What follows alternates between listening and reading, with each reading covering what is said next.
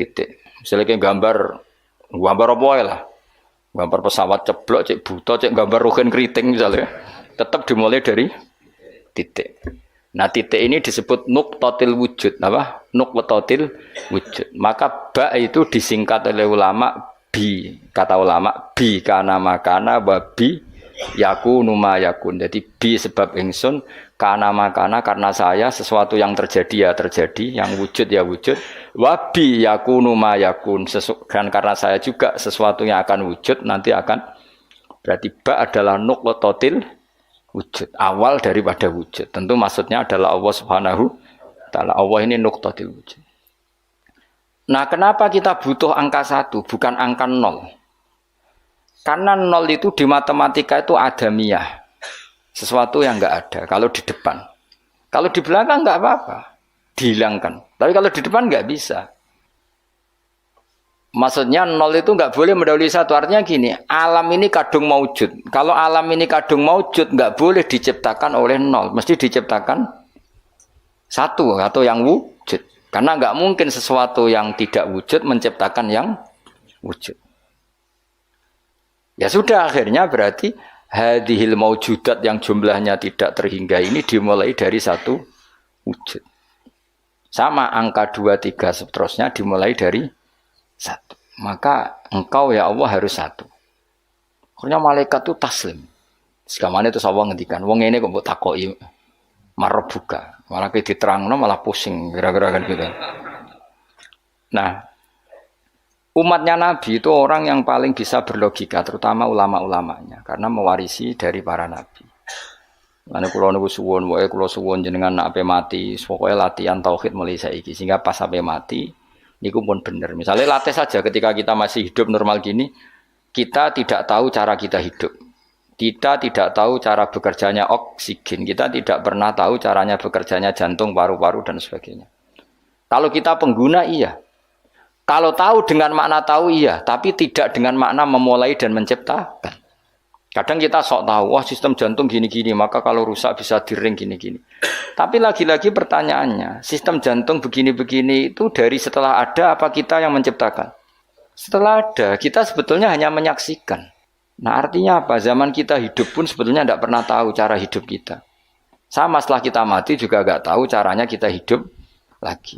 Berarti hidup dan mati adalah sama.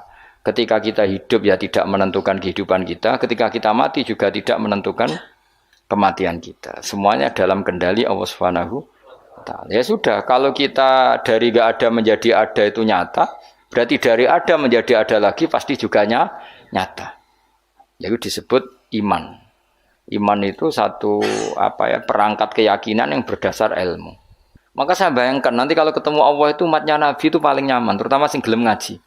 Nah sing gelem wiridan tok itu masih tidak cukup, sing gelem ngaji. Karena wiridan itu kan kalau tidak ada ngajinya itu kadang melahirkan khayal. Makanya ulama dulu itu nggak boleh muridnya wiridan sebelum ngaji karena ilmu itu dimulai dari nazar. Nazar itu berpikir. Baru bisa menentukan Tuhan. Makanya awal wajib manusia itu kuling dzuru madza fis samawati wal ardh. Kamu harus berpikir. Setelah berpikir makrifat. Setelah makrifat baru ilmu. Disebut fa'lam annahu la ilaha illallah. Baru bakas istighfar wastaghfir dzambika. Istighfar kamu sah itu setelah tauhidnya benar. Tapi kalau kamu tauhidnya enggak benar lalu istighfar, kan berarti bilang gini, astaghfirullah, saya minta ampun ya Allah. Terus di hatinya, Allah itu tenang tak fiktif tuh. Kan kacau. Sah kamu istighfar setelah memastikan Allah adalah wajibil wujud. Jadi tetap semua itu ba'dal ilm.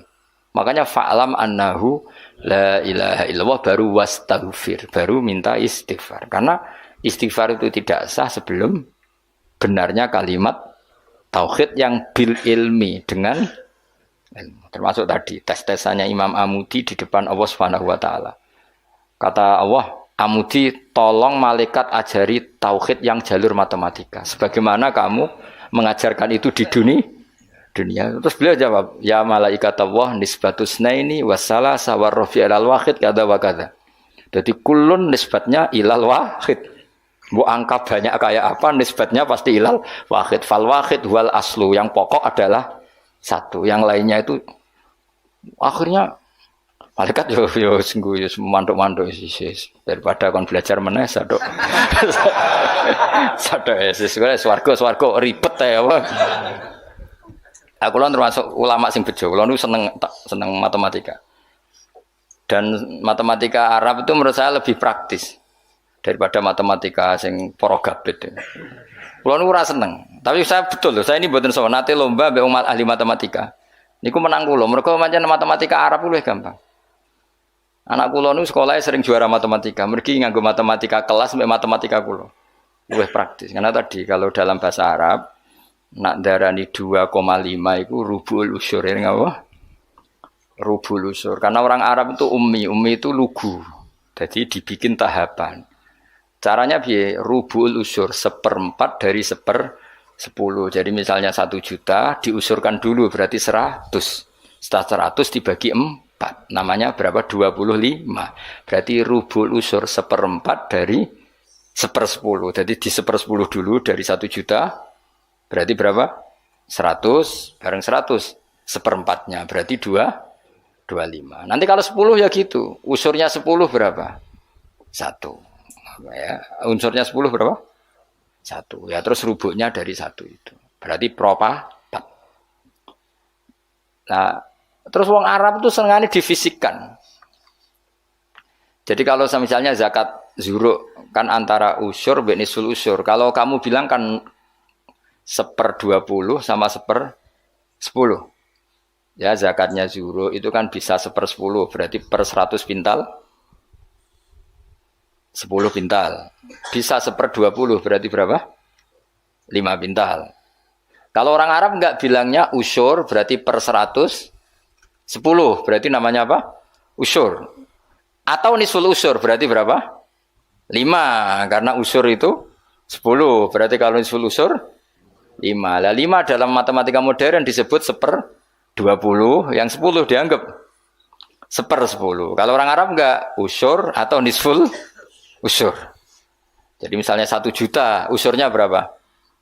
100. Separuhnya usur 50. Berarti menurut sampean 50 apa? 1/20 yang 100 1/10. Tapi kalau orang Arab itu karena nggak mau mikir orang Arab, jadi itu justru bagus. Karena terus dibikin apa bertahap. Lah nanti kalau masalah yang fisik ya difisikkan. Misalnya gini, rungokno kowe ben matematika. Sampeyan iki nggo tes-tesan ngarepe pangeran dadi sampeyan itu. Misalnya HP ini kan, kita warai matematika. Mustafa jelas ra iso matematika. Roe tasawuf ya dene. Wong seneng tasawuf iku gak seneng mikir mesti gitu. Tapi akhir-akhir iki iso, mergo iso ge grup. Ngaku WA ora duwe iki, kula niku wis milih donya ora pati roh. Dhisik tak sangka dekne kancaku akhirat, jebule roh donya, kecewa aku asline. Nah wis ben aku wis. Misalnya HP Mus. HP ini satu kan. Iku mbok pro piro? Kalau orang Arab itu cara berpikir gini, di bab ghanimah itu di pro 5. Berarti HP ini dibayangkan dibagi 5. Nah yang satu bagian ini miliknya Allah dan Rasul. Ketika ini dibagi 5, satu bagian namanya apa? 1/5. Wa alamu annama ghanimtum min syai'in fa anna lillahi khumusahu. Ya sudah, Nabi dibagi 1/5. Setelah 1/5 ini hilang diambil Nabi dan Rasul, ya Allah dan Nabi dan Rasul itu, yang sisanya kan 4. Jenenge arba'atul akhmas, 4 dari pro 5. Nah, yang 4 dari pro 5 itu dibagi para yang ikut perang. Wa alamu annama ghanimtum min syai'in fa lillahi khumusahu wa lirrasul wa lidil qurba wal yatama wal masakin wa ibnis. Tapi kalau di bab zakat sesuatu itu dianggap 8, ya sudah HP ini langsung dibagi 8. Berarti pembagian persatunya sumun dianggap 1/8. Nanti di bab apa lagi dianggap 6, ya sudah ini dibagi 6. Jadi orang Arab itu cara berpikir lebih gampang. Karena membayangkan sesuatu itu difisikkan. Apa? Cara wong Jawa itu ngene, kowe duwe telo sak karung. Anak 5, ya di pro 5. Nah anak 6 ya di pro 6. Dadi ana wong kok ora iso matematika yo goblok banget asline. Perkarane iku dong. Wis iso matematika, Mas. Ya latih ku sampeyan takon ngetes matematika ning pangeran sampeyan pusing. Jadi ngomong tasawuf sing ora tau mikir iku sing tasawuf sing ra gelem mikir, sing mikir ya apik. Kula yo ngoten. Kula niku iso matematika termasuk baru kayak diulang Mbah Mun. Mbah Mun itu dulu yang ngajar tauhid saya itu Mbah Mun. Namanya kitab Al-Husnul Hamidiyah. Iku sing arange wong modern, jenenge sinten napa Afandi sinten napa Abdul Hamid, pokoke wong modern. Iku ning kitab tauhid itu digambar. Hadihi nuqtatul wujud, terus ana titik sitok. Terus ning kono ana titik pirang-pirang, tetep nisbatu kullin nuqat, semua titik ini nisbatnya tetep ilal asli, iku titik satu. Jadi wong ben gambarno, kenapa alam ini kita aslikan dari sesuatu yang satu, yang tentu itu kita namain Allah, karena mbok kayak apa gambar itu jelimetnya tetap dimulai dari satu titik. Mbok angka sebanyak apapun ya dimulai dari satu. Nah, ini pentingnya. Jadi semua ilmu itu mengarah tauhid. Nah, kenapa kita butuh satu? Karena nggak mungkin alam yang wujud ini dimulai dari nol. Berarti nak dimulai dari nol, sesuatu yang nggak ada menciptakan yang iku gendeng bareng, jelas gendeng iku sarap iku. Gak kena diobatno iku. Dong ya. Lah mosok wong nerangno ngene terus sampean jek ditakoki marbuka. Ngono aku ya ora direncana jawab. Yes, pokoknya. Lah iku sampean nak ulama tertentu mbek pangeran malah kon presentasi. Oh, gak keren ta ya. Dari kau presentasi. Jadi ora sesuai makome yo sini-sini wong, mosok guru tafsir terus. Jadi Mama Mudi iki cerita wong keramat, sampean ora usah GR ngalami ngono ora ngarah Ustaz jamin ora ngarah. Dianjuti malaikat yo, aku wis yakin wis. Karena malaikat iku yo kepengin di kegiatan. Kan mungkar nakir terus kadung nyekel godam. Mosok nganggur kan. Dene ya ora trimo, maksudnya iku hobi, nutuk iku hobi. Tapi nanti nak Allah itu mencintai ulama dan pasti mencintai ulama dan itu pasti wali ala inna auliya Allahi la khaufun alaihim wa lahum. Para wali itu pasti tidak ada ketakutan. Kalau dia mungkar nakir seperti itu berarti ada rasa takut. Padahal wali dijamin tidak takut. Itu masyhur itu keramatnya Imam Amudi. Dia termasuk ulama yang keramat lewat jalur matematika. Nah Imam Sibawai kan lebih membingungkan malaikat. Ya sama, Imam Sibawai muridnya juga tanya, wong kok men ngomong nahwu terus itu terus piye? Masyhur, takok imar rebuka. Malaikate takok, ini ku man mausul napa istifham? Wah, patekno wong malaikat kon ngaji alfiyah. Terus ditakoki, semar rebuka. Allah iku zat sing paling a'raful ma'arif. Jadi zat yang harus diketahui itu Allah. Kok nganti ditakokno iku piye? Cerita wali wae lucu lho. Narobi Adawiyah malah parah meneh. Marbuka. Ya Allah ini habamu siapa lagi? Zat yang paling saya kenal, yang semua orang harusnya kenal. Malah ini masih tanya siapa.